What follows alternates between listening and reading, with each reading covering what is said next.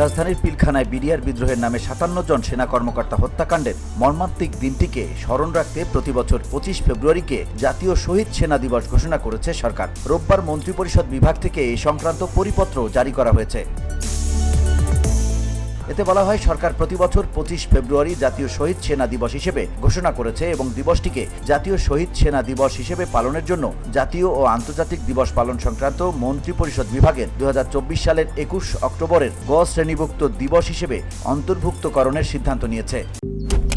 Malaysian প্রযুক্তিতে তৈরি অত্যাধুনিক cleaning machine modern vacuum cleaner যে কোনো ধরনের ধুলো ময়লাকে পরিষ্কার করে ঘরকে করে তুলুন চকচকে ও আকর্ষণীয়।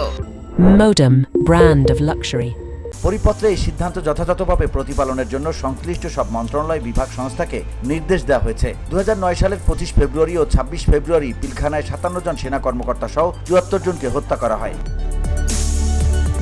সেদিন সকাল ৯টায় পিলখানায় তৎকালীন বাংলাদেশ রাইফেলসের দরবার হলে শুরু হয় দরবার। অনুষ্ঠানের শুরুতেই বিডিআর মহাপরিচালক মেজর জেনারেল শাকিল আহমেদ বক্তব্য শুরু করেন। বক্তব্যের এক পর্যায়ে কিছু বুঝে ওঠার আগেই বিডিআরের কিছু বিদ্রোহী সদস্য অতর্কিত হামলা চালায় দরবার হলে। নানা নাটকীয়তায় পিলখানার ৪ দেয়ালের ভেতরের নৃশংস এই হত্যাযজ্ঞ বুঝতে সময় লেগে যায় আরও ২ দিন।